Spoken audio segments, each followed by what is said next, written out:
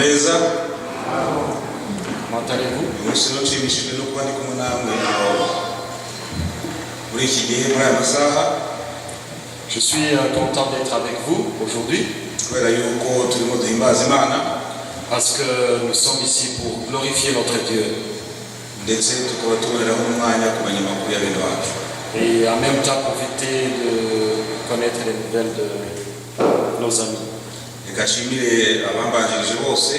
Je voudrais remercier les gens qui m'ont précédé kuko ntabwo biba byoroshye gutangira, ariko iyo ugize amahirwe gahunda zikagenda neza n'ibindi bigenda neza.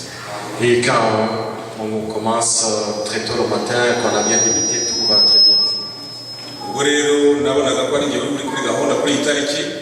Alors quand j'ai vu que c'était moi sur le programme, narishimye cyane j'étais très content kubera ko kuri iyi tariki nshimishijwe n'ikindi kintu cyiza. parce qu'à cette même date, il y a quelque chose de bien qui s'est passé. ndabizi ko nyirabyo atabyiteguye, ariko hari umuntu ufite umunsi spécial. Et il y a une personne qui n'est même pas au courant, mais qui a quoi? umunsi udasanzwe. C'est une journée spéciale pour cette personne. mbese ninde wamenya icyabaye kuri iyi tariki ya mbere y'ukwezi kwa kabiri? Qui peut se rappeler qu'est-ce qui s'est passé à cette date du 1er février?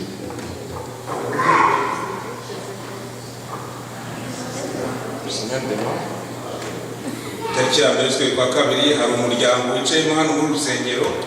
Donc il y a une famille qui est assise ici, à cette église. wari sinzi niba hari ku bitaro cyangwa ari mu rugo. Je ne sais pas si c'était à la maison ou à l'hôpital. ariko reka mbibabwire niba kwicisha amatsiko, hari umuhungu ufite umunsi mukuru uyu munsi. Alors il y a un jeune homme qui a sa fête aujourd'hui. akaba yitwa Mikael. Et cet homme c'est Michael. abasaba mwese kumwifuriza joyeux anniversaire. Alors on vous demande tous de souhaiter joyeux anniversaire à Michael. akaba ari umuhungu dukunda cyane kandi dukunda. C'est un jeune homme qu'on aime beaucoup et qui aime les gens aussi. ubu rero nizere ko hari ikigato kinini tuza gusangira. Et on imagine qu'il y a un gros gâteau à la maison qu'on va partager. ubwo nasomaga rero mu minsi ishize naguye ku gatekerezo nakunze. Et quand je lisais cette semaine, je suis tombé sur une histoire que j'ai aimée. nuko igitekerezo kivuga ko hari umudamu utuye mu mujyi witwa Virginie. Alors l'histoire dit qu'il y a une dame qui habite dans la ville de Virginie. wagombaga kohereza umwana we muri Texas amwoherereza umugabo we batakibana. Qui devait envoyer son enfant à son mari, à son ex-mari qui habite au Texas. nuko umwana agomba gufata indege L'enfant devait prendre l'avion. kandi akayifata wenyine. Il devait prendre l'avion seul. noneho yandika akandiko yandikira umuntu uzaba wicaranye nawe mu ndege. Alors la madame a écrit une lettre qui sera donnée à la personne qui sera assise à côté de l'enfant dans l'avion. amuhereza n'inoti y'amadolari 10 kugira ngo azahembe uwo muntu baraba bicaranye. Et la madame a aussi donné un billet de $10 qu'on va donner à cette personne qui sera assise à côté de l'enfant. nuko arandika. Et elle a écrit. unasomaga ntibahise bavuga impamvu yanditse ku rwandiko. On ne dit pas pourquoi elle a écrit cette lettre. nuko nayo ndakomeza ndakurikira ndakomeza gushakisha impamvu. Alors moi je fouillais, je continuais à lire pour comprendre. nuko urwandiko rero impamvu ya mbere kwari uko umwana yari arwaye indwara bita ngo ni autisme. nabuze uko bayita mu kinyarwanda. Alors la première raison c'est que l'enfant avait une maladie qui s'appelle l'autisme. On ne sait pas comment on l'appelle en kinyarwanda. ku babizi rero bigaragara yuko umwana umurwayi ashobora kugira icyo kubera wenda abantu abonye akamera nk'umusazi. Alors cette maladie c'est une maladie qui agite les enfants. Donc à un moment un enfant peut se réveiller et puis faire des gestes comme s'il était fou. nuko rero nyina arandika ati umwana wanjye arwaye autisme. Alors la maman a écrit mon enfant a l'autisme. ariko kubera yuko urugendo rwari rugufi gusa amasaha 2 yaribwiye ati icyo ngicyo ntabwo ari ikibazo gikomeye cyane. Alors elle s'est dit, mais comme le voyage c'est seulement 2 heures, ça ne va pas poser problème. nuko arandika impamvu ya kabiri. La deuxième raison, kandi natwe nk'ababyeyi bagize abana batoya cyangwa se bafite abana bato, icyo kintu twese yaduhangayikishije turi ku bigenda. et nous comprenons tous en tant que parents que quand on voyage, surtout quand on a des jeunes parents, des jeunes enfants plutôt, ndetse icyo kintu yanditse nicyo cyatumye ntanga umutwe w'ikibwirizwa ngo ese waba waragezeyo. Et c'est cette deuxième raison qui m'a motivé à donner même le titre de ce sermon qui dit « Es-tu arrivé ?» nuko warandika ati ufite ikibazo umwana nakubaza ngo se turagerayo ryari ntugire ibibazo wihangane ko ashobora kukikubaza imyaka inshuro nyinshi cyane. Alors dans la lettre la maman a écrit quand est-ce qu'on va arriver, mais sachant que l'enfant va poser beaucoup de fois cette même question. mpita nibuka yuko nanjye igihe nafite abana bato nageraga ahubwo nkumva ngiye kurakara. Et quand j'avais des jeunes enfants, et cette question, des fois, ça me mettait mal à l'aise. Il me demandait, papa, quand est-ce qu'on arrive? Et combien de minutes restent pour qu'on arrive? Même les enfants qui ne savent pas lire ou comprendre l'heure, je vais leur dire, il reste 10 minutes. Et ils demandent 10 minutes, c'est quoi? C'est long comment? Je disais à ces enfants, non, patientez. Ne me posez plus cette question. 5 minutes après, papa, quand est-ce qu'on arrive? Est-ce que tu es arrivé? Est-ce que nous sommes arrivés? Nous allons prier.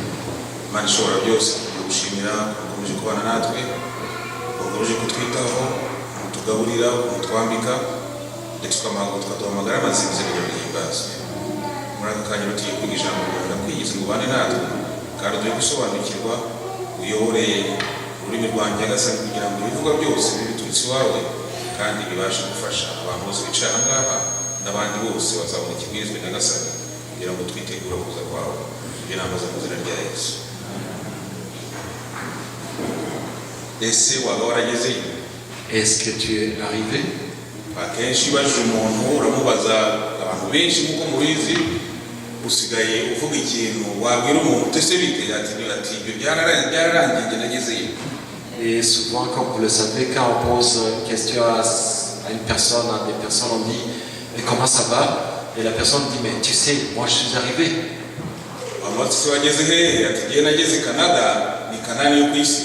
Et il dit mais tu es arrivé où? Moi je suis arrivé au Canada. Canada c'est comme le Canaan céleste.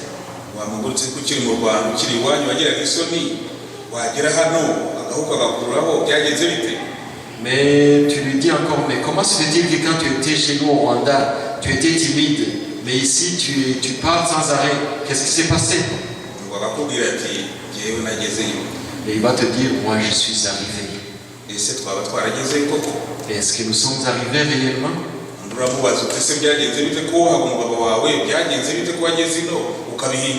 À une autre personne tu demandes mais qu'est-ce qui s'est passé? Avant tu obéissais à ton mari, mais ici quand tu es arrivé au Canada tout a changé. Et la personne va te répondre regarde ma médaille, moi je suis féministe.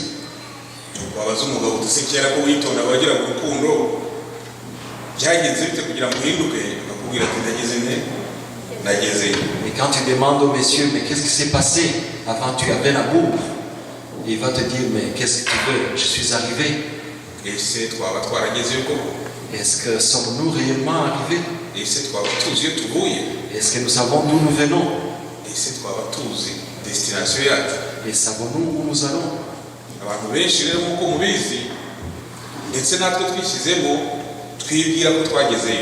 La plupart des gens, y compris nous-mêmes, on se dit que nous sommes arrivés.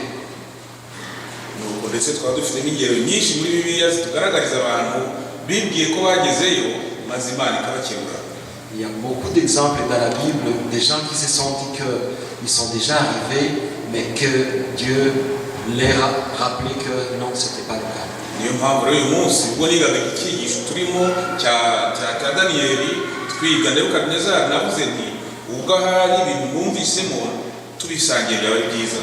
Alors, dans mon message d'aujourd'hui, on se référera aussi à ce qu'on est en train d'apprendre dans le questionnaire sur le message de Nebuchadnezzar.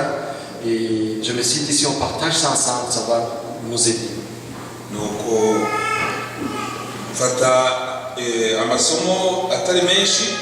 J'ai pris quelques versets, pas beaucoup. zimwe barazisomye ariko ntegura nateguye mu gifaransa naje gusanga yuko mu kinyarwanda amasomo asa n'atandukanye gato gusa. Et quand j'ai préparé en français, mais en regardant le Kinyarwanda, j'ai vu que les versets, il y a de petites différences. Reka turebere hamwe isomo rya mbere ryanditse muri Daniel igice cya 4. On va voir dans Daniel chapitre 4. Mu kinyarwanda ni kuva ku murongo wa 26 kugeza ku 27. En Kinyarwanda, c'est du verset 26 jusqu'à 27. Ariko mu gifaransa ni kuva ku murongo wa 29 na 30.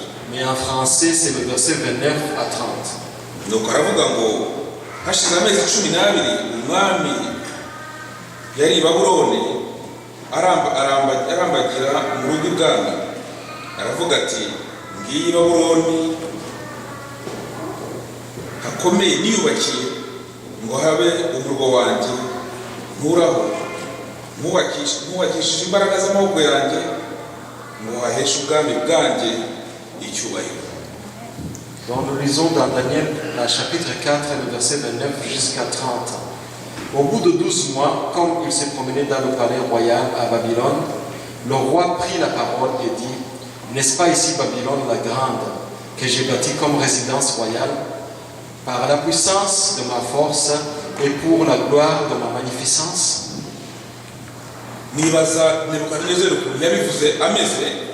Je me demande dans quel état se trouvait Nebuchadnezzar.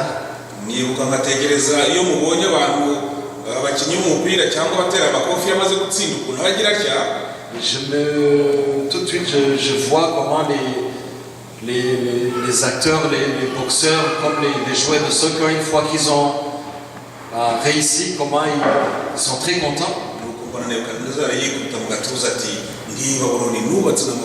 Alors là, j'ai vu comme Nebuchadnezzar qui tapait dans sa poitrine. Voilà ma ville que j'ai bâtie. Pour que je puisse y être avec ma magnificence.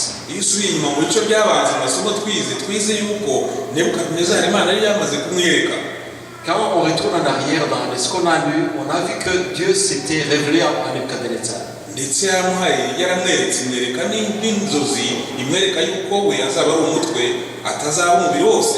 Vous vous rappelez du songe que Dieu a fait passer dans Nebuchadnezzar, que c'était lui la tête.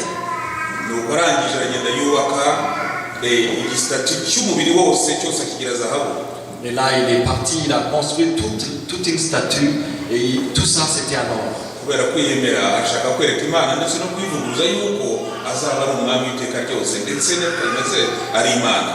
Pour prouver à Dieu qu'il va être le roi éternellement, c'est pourquoi qu'il avait fait ça, tout ça en or.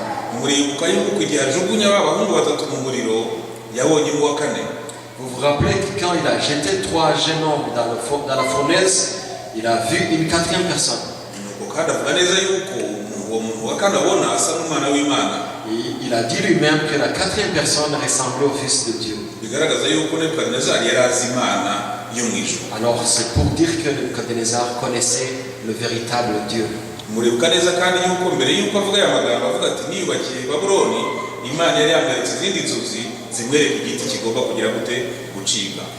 Avant même qu'il ne prononce ces mots, que c'était lui le plus grand, Dieu lui s'était révélé en lui dans un autre songe, dans un arbre qu'il fallait abattre.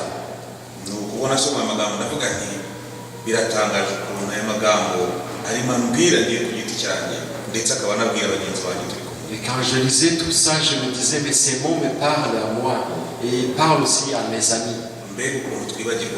Comment on oublie vite? Comment on peut oublier vite la puissance de Dieu et puis passer à autre chose? Et on oublie que Dieu nous regarde dans tout ce que nous faisons. Et là on se vante comme quoi on est fort, on est quelqu'un. Et les jeunes là, eux ils pensent qu'ils nous regardent et ils disent là, mais toi qu'est-ce que tu es? Tu connais rien. Et là il va oublier que c'est toi qui l'as nourri. C'est toi qui as payé ses études.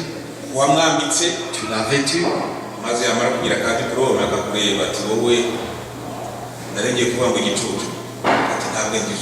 Et une fois que le jeune a son diplôme à la main, il dit, mais toi, qu'est-ce que tu sais?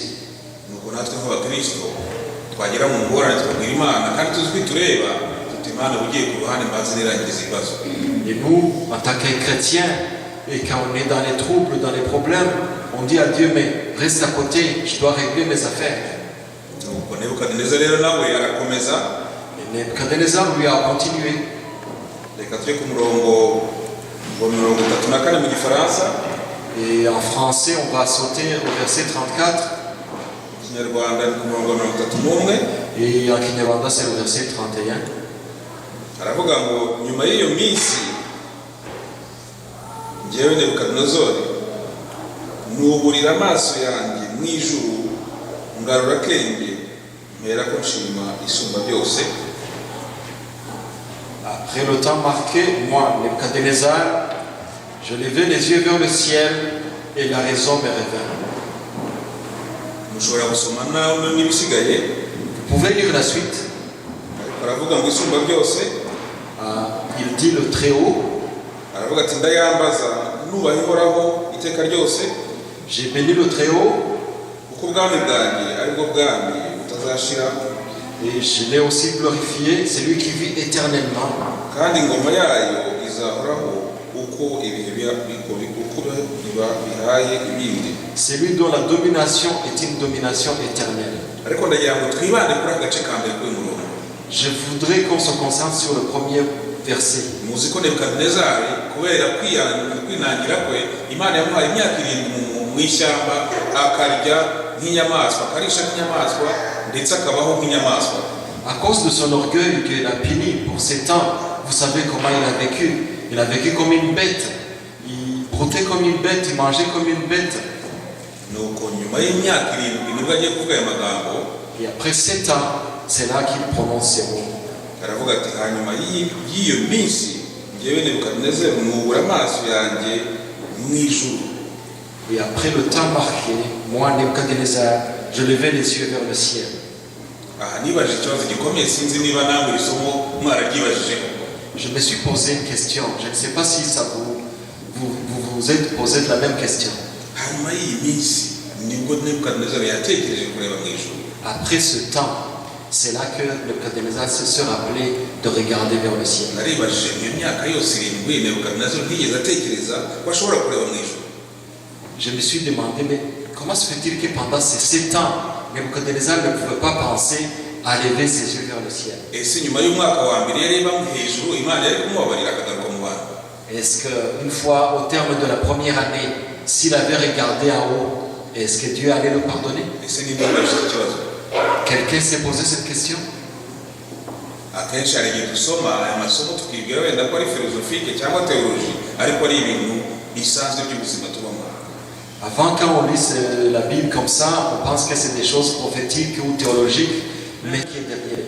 Tuzi neza yuko Imana igira urukundo kandi igihe cyose twayisabira yatubabarira kandi ikatugarura mu rwuri. Nous savons que Dieu est amour et à chaque fois qu'on lui demande pardon, il peut nous pardonner. Dushobora guseka Nebukadinezari ngo yategereje imyaka 7. Nous pouvons nous moquer de Nebuchadnezzar parce qu'il a attendu 7 ans. Tukibwira ngo twebwe turi beza.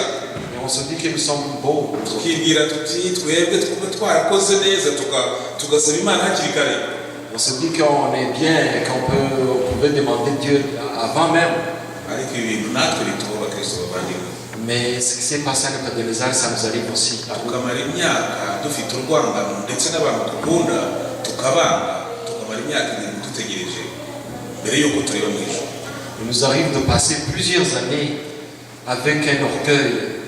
On n'aime pas les gens et on passe trop de temps avant de lever nos yeux vers le ciel. Maze twarangiza twagera abandi batatuzi turi abakristo b'abadventiste. Et quand on est avec les autres qui ne connaissent pas, on se dit nous sommes des bons chrétiens, nous sommes des adventistes.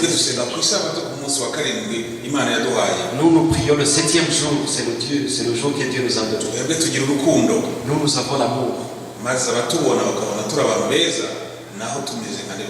Et les gens qui nous côtoient, les gens qui nous voient, ils pensent que nous sommes des bonnes personnes. Mais pourtant, au fond de nous-mêmes, nous sommes comme les catholiques. Je voudrais vous dire qu'aujourd'hui nous avons des ongles comme ceux de Nebuchadnezzar. ndetse twirebye mu ndorerwamo twasanga ibisatsi byacu bimeze nk'ibi bya Nebukadinezari. Même si nous nous regardons dans le miroir, on va trouver que les cheveux ressemblent aux cheveux de Nebuchadnezzar. atari uko tutazi Imana, Pas parce que nous ne connaissons pas Dieu, ahubwo ari uko Imana tuyishyira mu kabati tukikomereza. parce que nous enfermons notre Dieu dans l'armoire et on passe à côté. hari imiryango myinshi yagombye kuba amajuru mato. Il y a des familles qui devraient représenter comme le ciel sur la terre, ngewe nita ko imiryango imwe yabaye amarimbi, mais d'autres familles, c'est comme dans le cimetière. aho usanga umugabo n'umugore batakivugana, Là où on trouve que le mari et la femme ne se parlent plus. ndetse umuntu akahirwa ku kazi, La personne reste au travail. yasetsa abantu bose baramukunda, Au travail, il amuse tout le monde l'aime. bakakubwira bati uriya muntu ni umuntu mwiza On cyane. se dit, mais cette personne, c'est une belle personne, bonne personne. maze yaba ari umugore cyangwa ari umugabo, Si c'est un homme ou une femme, umugabo we yajya gutaha akibaza ati ese cya gikoko ni igisaga mu rugo bizagenda bite? et quand c'est la madame va dire peut-être, mais si je trouve cette bête à la maison, comment ça va se passer? umugore nawe akavuga ati mbese ndabigenza niba musanga ntabwo ndi bumukire. Et la dame se dit, mais qu'est-ce que je vais faire? Si je le trouve à la maison, ça va être difficile. maze ugasanga abantu babana ntibanakivugana ntibanagisangira, twarangiza ngo turi abakristo b'umunsi wa karindwi. Et les gens qui habitent ensemble ne se côtoient plus, ne mangent plus ensemble, et puis on se dit qu'on est des bons chrétiens. urukundo rwarakonje L'amour a froidi.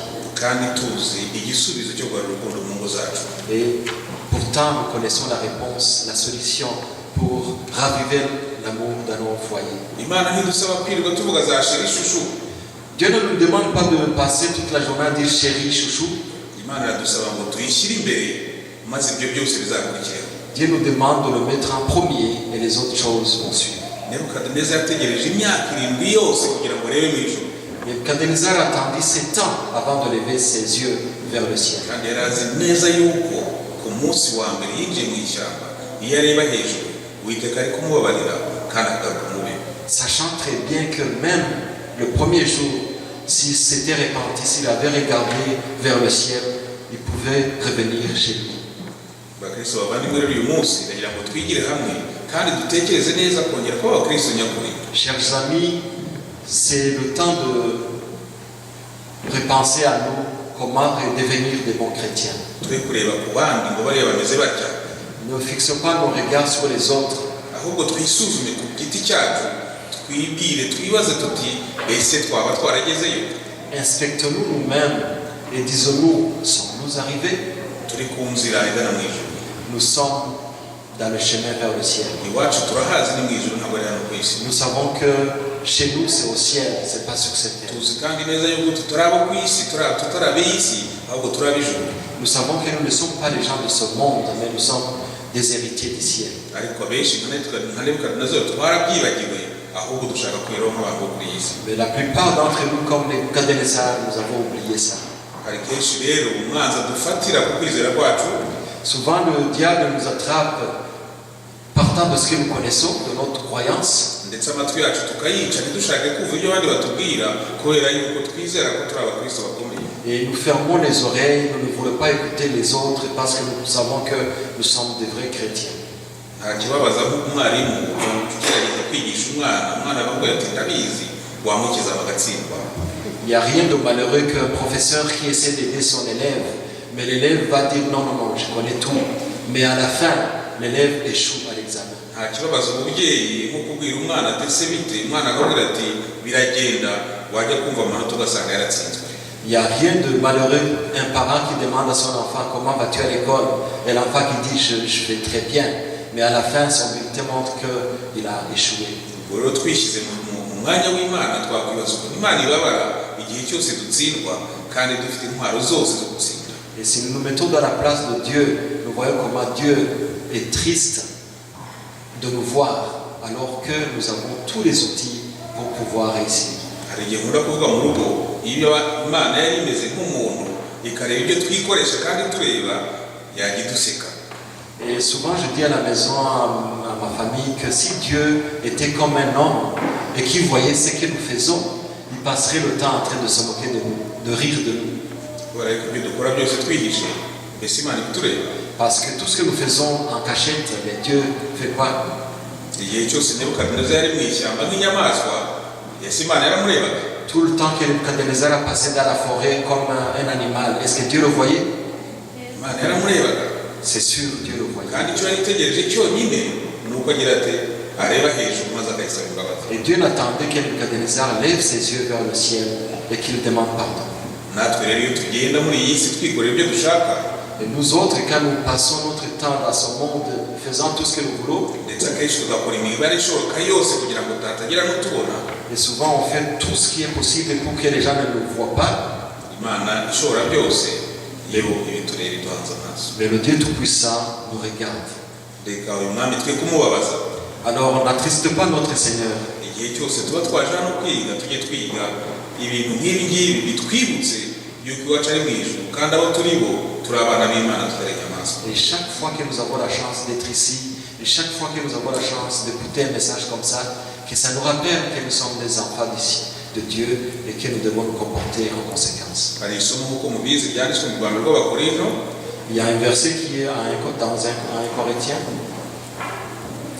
igice cya 10 umurongo wa 12, un Corinthien chapitre 10, verset 12. hagize uhabonye yasoma. Si quelqu'un a trouvé le verset, il peut le lire. aravuga ngo nuko rero wibwira ko ahagaze yirinda atahora. Wibwira ko ahagaze yirinda atagira ate. Ainsi donc, que celui qui croit être debout fasse attention à ne pas tomber. Abakristo benshi bibwira yuko kubera ko bafite amagambo meza, La plupart des chrétiens pensent que parce qu'ils savent, ils ont une parole facile, ils parlent facilement, hari benshi usanga amasomo yose bayazi mu mutwe, ils connaissent tous les versets dans leur tête. watangira kuvuga ati iryo ndariza akarirangiza. Et une fois que tu commences de lire le verset, dis non, non, arrête, moi je connais ça. Ils complètent tout ça.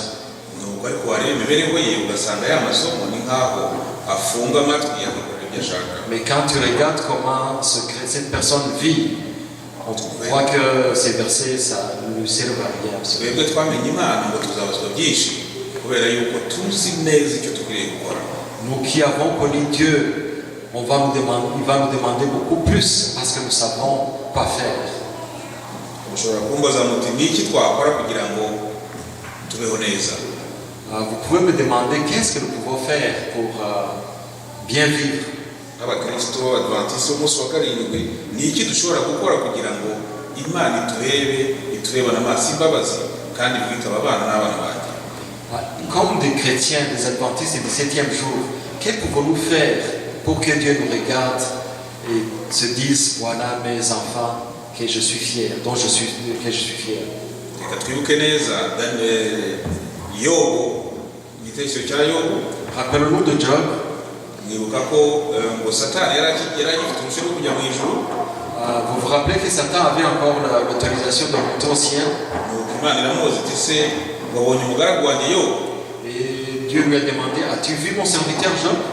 Nuko Satani aramubwira ati ntabwo nkawe, yamubwira ati namubonye, aramubwira ati ibintu wamuhaye se byatuma atagukunda. Et Satan lui a dit, mais je l'ai vu bien sûr, mais comment veux-tu? Tu lui as donné beaucoup de richesses et c'est pourquoi il t'aime. Ariko icyo ngira ngo twibandeho ni iki kibazo ngo ese wabonye umugaragu wanjye Yobu? Et je voudrais qu'on pense encore, avez-vous vu mon serviteur Job?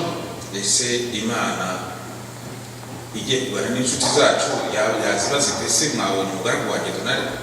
Et si Dieu allait parler à notre ami, il va dire, mais connais-tu, est-ce que tu as vu mon serviteur Donald? Ese Uwiteka yavuga ati ese wabonye umugaragu wanjye kanaka? Et est-ce qu'il va dire, mais as-tu vu mon serviteur tel? Cyangwa twaba tumeze nka Nebukadinezari twibereye aho twirira ibyatsi tutanatekereza ko Imana iriho kandi tuzi ukuri. Nous sommes, nous comme Nebuchadnezzar, nous sommes dans la forêt, nous sommes en train de brouter les herbes. On ne sait même pas si Dieu existe. Bakristo dukwiye kugira inyota yo kumenya Imana. Chers chrétiens, nous devons avoir le soif de connaître davantage Dieu. Tukamenya Imana kandi ku buryo bunyakuri. De le connaître véritablement. Umuntu ukunda Imana agira urukundo. Celui qui aime Dieu a de l'amour. Umuntu ugira ukunda Imana agira abashyitsi, kandi abashyitsi beza ko bishimira kuza kubona umubano umugabo n'umugore babanye. Celui qui aime Dieu aime les visiteurs et aime sa famille. umuntu ukunda imana iyo ageze ku kazi bose barabimenya. Celui qui aime Dieu, quand il arrive au travail, tout le monde le sait. ndabizi ko nk'uko nabivuze hari igihe tugera ku kazi tukaba beza twagera iwacu tukaba inyamaswa. Et comme je l'ai dit, des fois, quand nous arrivons au travail, nous sommes des bonnes personnes. Et quand on arrive à la maison, nous devenons des monstres. nitujya tugera iwacu mu ngo zacu tujye tureba hejuru kugira ngo uwiteka yongere kudusubiza umutima w'urukundo tugaragare nk'abana b'Imana. Alors, dans la maison, nous sommes comme des monstres. Si on arrive, fixons nos regards vers Dieu pour que nous puissions être trouvés dignes comme des bons chrétiens. niba hari ikintu cyiza gishimisha abantu ni ukureba inshuti yawe mu maso ukayireba mu rukundo. S'il y a quelque chose de bien, c'est de voir son ami en face et de le voir avec amour. kandi mwongeraho ngo niba ari ikintu gikomeye ni ukureba inshuti yawe wakundaga ukayirana amaso ukanuye n'umujinya wose nibyo bikomeye kurusha kuwireba mu rukundo.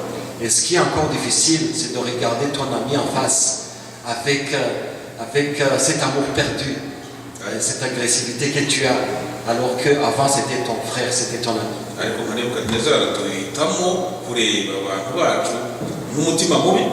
Et comme Nebuchadnezzar, nous, on préfère aimer nos gens, notre famille avec un cœur mauvais, kandi tuzi neza yuko tuzakuramo indwara, sachant qu'on peut tomber malade, tuzi ko neza ingo zacu tureka gusenya. sachant qu'on est en train de détruire nos foyers. reka dushaka uwiteka bigishoboka. Cherchons l'Éternel tant que c'est encore possible.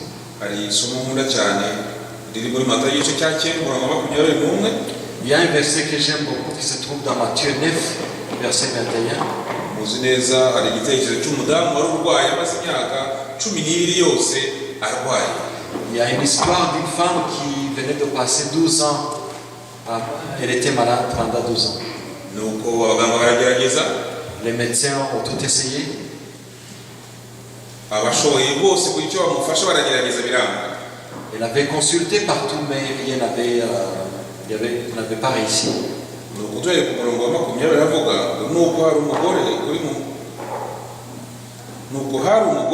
uri mu mugongo wari abimaranye imyaka 12 amuturuka inyuma akora ku nshunda z'umwenda we.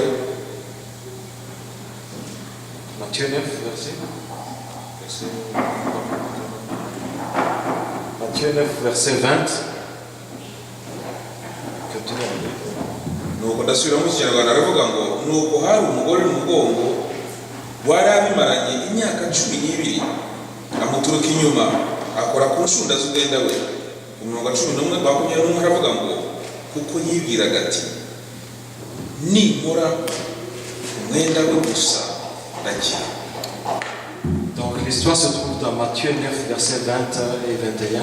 Et voici une femme atteinte d'une perte de sang depuis 12 ans s'approcha par derrière et toucha le bord de son vêtement.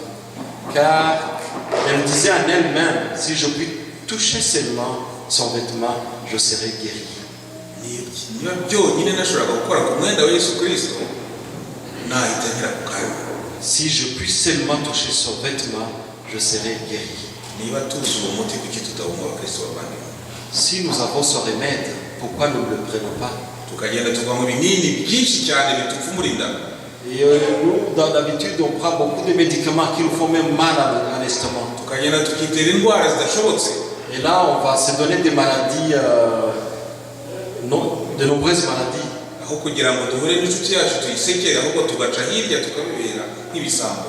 Au lieu de rencontrer notre frère, de parler, de jaser, d'être content, mais on passe à côté.